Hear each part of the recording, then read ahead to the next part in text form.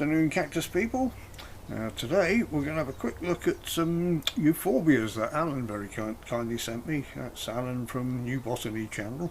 I'll put a link to his channel up under the video or somewhere. Now, as most of you know, I don't have a clue about Euphorbias and succulents, but it's very nice of him to send me these, and what we're going to do today is have a little look to see if they've rooted. And then I'm going to pause the video while I pop them all up, and I'll put the labels on, and then I'll put close-ups of the what they actually are, because it's no good me trying to explain anything about them. I don't know anything about them at all. So first off, we'll just go through. I won't bother with the names now, we'll do that at the end, and we'll see which ones have rooted. Now, all I've done with these is I put them into grit as soon as Alan sent me the cuttings, and I've lightly sprayed about 2 or 3 times while I've been doing it, while they've been in there. So we'll see what's happened.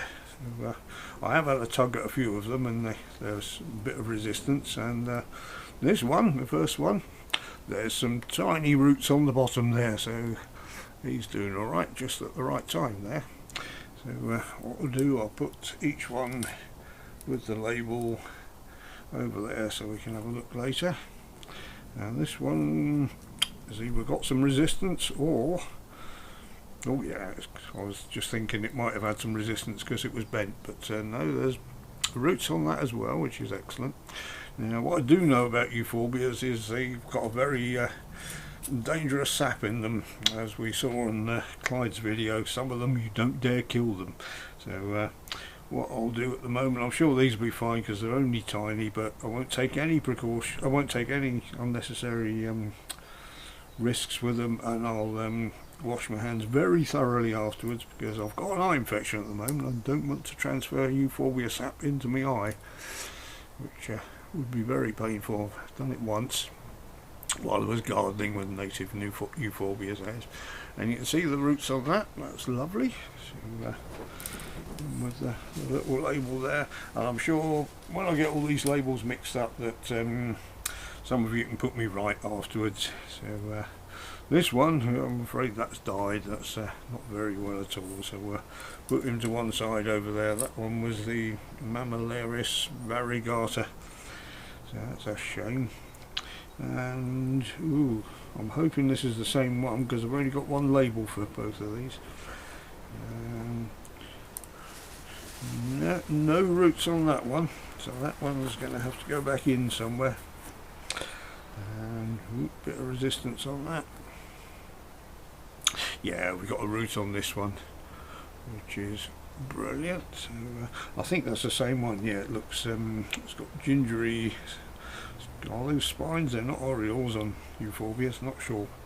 There's gingery lumps on it, both of those have. So that can go there.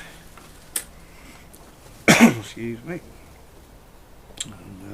And let's do the big long one. That feels like it's got some resistance. Get underneath. Oh yes, it's got some decent roots on that, which is brilliant. We're getting there. This is a pretty high success rate. That's not too bad at all, considering I haven't got a clue what I'm doing with Euphorbias. And no, I don't think there's any roots on that one, so we'll put him back in with the label. I'll smarten these up later off camera, but for now. And then this very large one, oh yeah, that's got a root as well. I think I got these just at the right time, which is the right time, which is more luck than judgment. And the last one, has that got a root? Yes, it has. It's oh, I think that's dried out a bit actually. That one should have gone in a bit sooner, I think. So okay, we'll pause that there, and then I'll pop them up and we'll come back to it.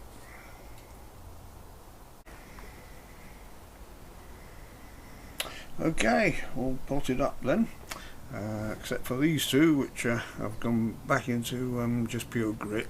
What I'll do with these to keep them separate, I'll put them next to some ones that I got from Daz from Cacti Mania, which are also in grit at the moment, so I know these aren't potted up and they're still trying to root.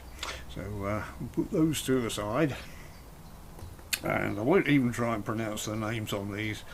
I'll put individual photos up, as I say, and let's see how they all do. Thank you very much, Alan, for sending these through. And what I was saying about the milky sap in them, even just gently possing these up, I don't know if you can see that, but I've obviously disturbed it a bit there, and there's some of the milky sap come out, which you really must avoid. I say I've got it in my eyes once, and you don't want it in your eyes again. It's not very nice. So that's all done and super. What I've done, I've potted these into a mixture of Ziggy's #1 compost, which is a loam based compost, and a mixture of leaf mould and grit, and then just a top dressing of grit. And like cactus, I won't water these for a week to let the roots settle in case there's any damage. So that should be fine. I think I'm doing the right thing there. So while we're at it, I know a few of you have seen this on the community page, but this is the pickle plant that Daz sent me, which has just flowered a few days ago, and it's just starting to go over now, I think. But it's a lovely little thing. That's Senecio stapeliformis, the pickle plant, which Daz tells me is one he's had for 6 years that this came from. It hasn't flowered, so I must be doing something right here, but that was more by accident than design. So thank you very much for that, Daz, and thank you very much for Alan for these lovely Euphorbias, and thank you very much for watching, everyone. There's a lot of thank yous there, wasn't there? Cheers, everyone.